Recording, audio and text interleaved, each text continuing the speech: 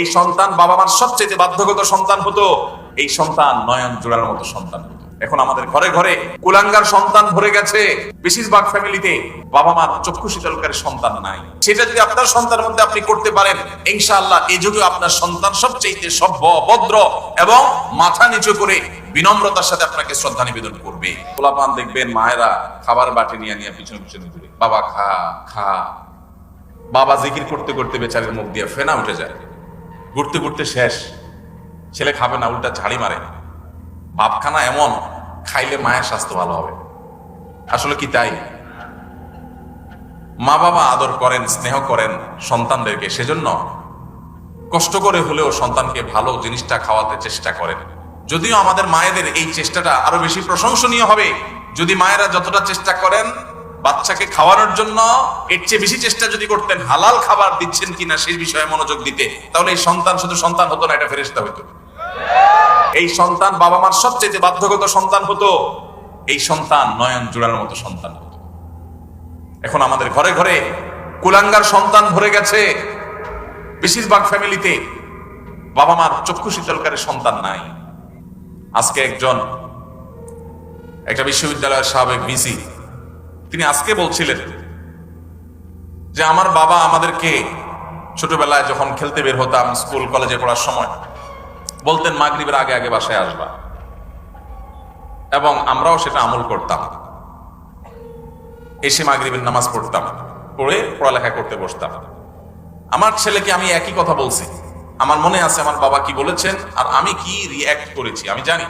এখন ছেলেকে বললাম একই কথা, বাবা মাগরিবের আগে বাসায় আসতে হবে। ছেলে আমাকে জবাবে বলছে, কেন বাবা, কেন মাগরিব পর আসতে হবে, ওয়াই? আমার বন্ধু বান্ধব সবাই তো মাগরিব পর পর্যন্ত খেলে, কই কারো বাসা থেকে তো এত চাপ দেয় না, তুমি এত জোরাজোরি করো কেন? তো আমি তার কথা শুনে বললাম, আপনার বাবা, ওই ভদ্রলোককে বললাম, আপনার বাবা আপনাকে এত বেশি খাবার নিয়ে পিছনে পিছনে দৌড়াইতে পারে নাই, আপনি আপনার ছেলে পিছনে যতটা দৌড়াইছেন। উনি বলেন সঠিক। আমি বললাম, আপনার বাবা আপনাকে প্রতিবেলা এত মাছ গোশ খাওয়াইতে পারে নাই, আপনি আপনার ছেলেকে যত বেশি মাছ গোশ খাওয়াইতে পারছেন। আপনি একটা বিশ্ববিদ্যালয়ের ভাইস চ্যান্সেলর মানুষ, আপনি আপনার ফিনান্সিয়াল ক্যাপাসিটি খুব বেশি হওয়ার কারণে ছেলেকে শহরে রেখে যত তুলতুলে জীবন দিতে পেরেছেন, আপনার বাবা আপনাকে এতটা সুখ দিতে পারেন নাই। কিন্তু আপনার বাবার আপনি অনুগত সন্তান ছিলেন, বাবার চোখ জুড়িয়েছেন, নয়ন জুড়িয়েছেন, অন্তরকে শীতল করেছেন, আর আপনার সন্তানটা কিন্তু আপনার অন্তরকে শীতল করতে পারে নাই। প্রবলেমটা কোথায়? আমরা যারা আমাদের বয়সী যারা আছেন এখানে, বা আরো যারা সিনিয়র মুরব্বীরা আছেন এখানে 45, 50 বা আরো উপরে, আমাদের অনেকের বাবা মা 3 বেলা ভালো করে খাবার দেওয়া আমাদেরকে তাদের জন্য কষ্টকর ছিল। কিন্তু এরপরেও আমরা বাবা মার প্রতি এতটা অনুগত, বাবা মাকে আমরা অনেক ফিল করি, অনেক মিস করি। বেঁচে থাকলেও ফিল করি, আর মরে গেলে আরো বেশি মিস করি, ফিল করি। কিন্তু এখনকার যে আমাদের সন্তানরা, এই সন্তানরা আমাদের বাবা মা আমাদের জন্য যতটা করতে পেরেছেন, এদের জন্য আমরা 3 গুণ করার পরও তারা আমাদের বাবা মার প্রতি আমরা যতটা অনুগত, আজকালের সন্তানরা আমাদের প্রতি ততটা অনুগত না। কারণটা কি ভাইরা আমার?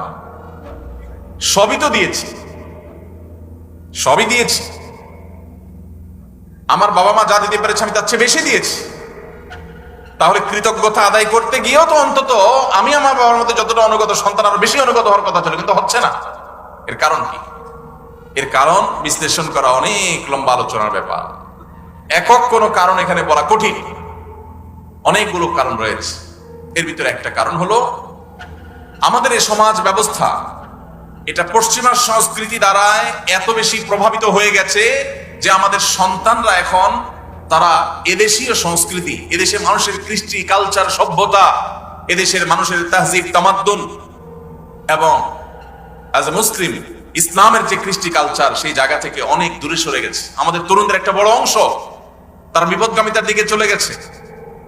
এর কারণ যেমন পশ্চিমা সংস্কৃতির আগ্রাসন আছে, নাটক সিনেমার নামে, বিনোদনের নামে যেগুলো দেখছেন সারাক্ষণ, আপনার ভেতরের জগৎকে পরিবর্তন করে দিচ্ছে, সেগুলো আপনার ঈমান, আমল, চিন্তাধারা সবকিছুকে প্রভাবিত করে নিজের অজান্তে চেঞ্জ করে দিচ্ছে। আপনি মুসলমান থাকছেন নামে আর খোলসে, ভেতর থেকে আপনাকে পরিবর্তন করছে, আপনি টের পাচ্ছেন না। আপনার সন্তানকে আপনি শিক্ষা দিচ্ছেন, স্কুল কলেজে ইউনিভার্সিটিতে শিক্ষা নিতে গেছে যে সন্তান, সেখান থেকে শিক্ষার উপরে ভর করে পশ্চিমার যে সংস্কৃতি আসছে সেটাও সে ধারণ করেছে, শিক্ষিত হচ্ছে, পাশাপাশি সে পশ্চিমা ধ্যান ধারণা বিশ্বাসী হচ্ছে। এর ফলশ্রুতিতে ইসলামের যে ট্র্যাক, ইসলামের যে সুমহান শিক্ষা, সেই শিক্ষা থেকে বঞ্চিত হয়ে ধ্বংস হয়ে যাচ্ছে। এর অনেক কারণের ভিতরে একটা কারণ হলো সন্তানকে আপনি সেইভাবে হালাল খাবার খাওয়াতে পারতেছেন না আপনার বাবা মা যেটা আপনাকে খাওয়াতে পেরেছে। আপনার বাবা মা অনেক কষ্ট করে অল্প খাওয়াইছেন, কিন্তু হালাল খাওয়াইছেন, তার বরকত ছেলের মধ্যে আপনি পাইছেন। আপনি আপনার ছেলে মেয়েকে যা খাওয়াচ্ছেন বুকে হাত দিয়ে বলতে পারবেন না যে টনটন করে বাজবে, এতটা হালাল এবং পিওর যেটা আপনার বাবার সম্পদের মধ্যে ছিল, সেটা যদি আপনার সন্তানের মধ্যে আপনি করতে পারেন, ইনশাআল্লাহ এই যুগে আপনার সন্তান সবচেয়ে সভ্য, ভদ্র এবং মাথা নিচু করে বিনম্রতার সাথে আপনাকে শ্রদ্ধা নিবেদন করবে। এজন্য সন্তান খাইলো কি খাইলো না এটার জন্য যতটা মরিয়া মায়েরা, এর চেয়ে বেশি মরিয়া হবেন সন্তানের পেটে হালাল ঢুকছে নাকি হারাম ঢুকছে বিষয়টা নিয়ে। আল্লাহ আমাদেরকে সেই